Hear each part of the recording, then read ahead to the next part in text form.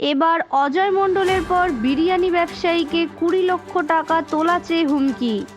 ব্যারাকপুরের বিরিয়ানি ব্যবসায়ী ডি বাপির ছেলে অনির্বাণ দাসকে মঙ্গলবার রাতে মধ্যমগ্রাম থেকে ব্যবসা সেরে রাত 1টা নাগাদ বাড়ি ফিরছিল অনির্বাণ। তখন তার পেছন নেয় 2 বাইক আরোহী। অনির্বাণের বাড়ি মোহনপুর। ব্যারাকপুরে বাড়ির কাছাকাছি আসতেই একজন বাইক আরোহী তার মোহনপুর বাড়ির দিকে চলে যায়। আরেকজন অনির্বাণকে লক্ষ্য করতে থাকে। অনির্বাণ কোনো রকমে ভয়ে কর্তব্যরত পুলিশের সাহায্য নেয়। বেগতিক বুঝে বাইক আরোহী এলাকা থেকে চলে যায়। এই ঘটনার কথা পুলিশকে জানায় অনির্বাণ। পুলিশ বিভিন্ন এলাকার সিসি ক্যামেরার ছবি খোঁজার চেষ্টা করছে। দীর্ঘদিন ধরেই অনির্বাণকে ফোনে হুমকি দিত, এখানে এসে দেখা কর, ওখানে এসে দেখা কর। এমনকি ব্যারাকপুর আদালতে যখন আসামিদের নিয়ে আসা হয় সেখান থেকেও তাকে বলা হয় সেখানে গিয়ে দাঁড়াবার জন্য। বিষয়টি অনির্বাণ পুলিশকে জানায়। সাদা পোশাকে সেখানে যায়, কিন্তু তারপর আর কারো দেখা পাওয়া যায়নি। বিভিন্ন নাম্বার থেকে বিভিন্নভাবে ফোন আসছে। আতঙ্কিত ব্যবসায়ী। আমরা প্রচণ্ড আতঙ্কিত। ইনফ্যাক্ট মানে বাড়ির লোক রীতিমতন হয়রান হয়ে যাচ্ছে। রাতেবেলা ঘুম হচ্ছে না আমাদের ঠিক মতন। এই পরশু দিনের ঘটনা। এরমভাবে রাত্রেবেলা আমি দোকানদারি করে ফিরছি, তো দোকানদারি দিয়ে ফিরের পথে দেখছি 2টো বাইক কন্টিনিউ ফলো করছে মুড়াগাছা থেকে।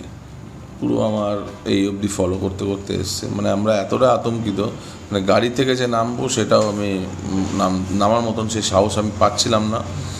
তো সেই কারণে আমরা সিপি সাহেবের কাছে গেছি। ওনার তদন্ত করে দেখছে, ওরা আশ্বাস দিয়েছে যে ব্যবস্থা করবে এটা কিছু না কিছু।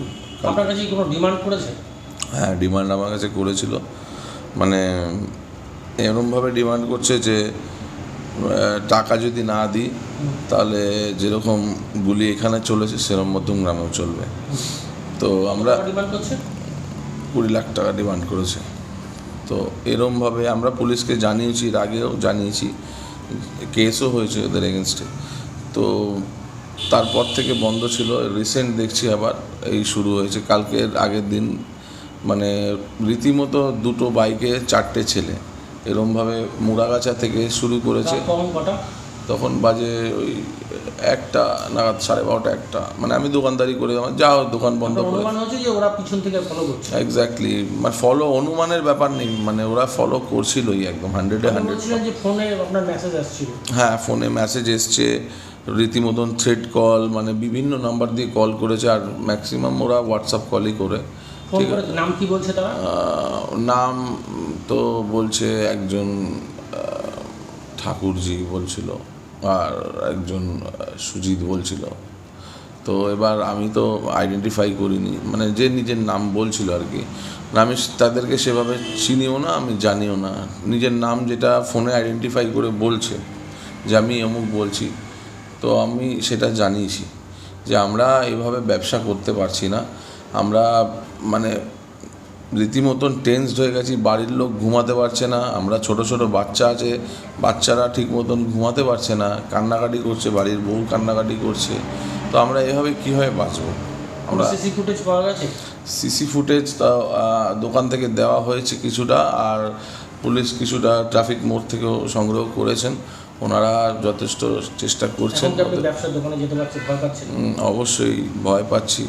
মানে রীতিমতো আতঙ্কিত হয়ে গেছি যে কীভাবে এরমভাবে, যেহেতু অজয় কাকুর সাথে যে জিনিসটা হয়েছে, মানে ওর পর থেকে তো মানে আরও আমাদের মানে টেন্সটা আরও বেড়ে গেছে। এরকম কোনো দিনও হয়নি। তো আরও মানে আর অ্যাকচুয়ালি আমাদের সাথে ইনসিডেন্টটা এই নিয়ে 3বার হলো। মানে একবার তো দোকানে হয়েছে, দ্বিতীয়বার আমাকে ফোন করলো, ফোন করে 2বার ফোন করে থ্রেট করেছে। থ্রেট করে মানে আমাকে বিভিন্ন জায়গায় ডেকেছে, টাকার দাবি করছে, না করলে শ্যুট করে দেবে। মানে আমরা কি করব বুঝতে পারছি, মানে বুঝে উঠতে পারছি না। মানে পুলিশ বলেছে পদক্ষেপ নেবে, চেষ্টাও করছে, চালাচ্ছে, কিন্তু আমাদের মনে একটা আতঙ্ক রয়েই যায়। মানে সবসময় একটা মানে এখন একটা এমন সিচুয়েশন। বডিগার্ড ছিল তো সেদিন? হ্যাঁ, নিজস্ব বডিগার্ড ছিল সেদিনকে, কিন্তু তাও একটা নিজের বডিগার্ডের উপরে সে মানে আমি ভরসাটা পাচ্ছি না। পুলিশের কাছে? হ্যাঁ, আমি পুলিশের কাছে আবেদন করেছি যে আমাকে একটা নিরাপত্তার ব্যবস্থা করে দিন আপনারা, নাহলে এইভাবে বাঁচতে পারছি না। এর আগেও আমি বলেছি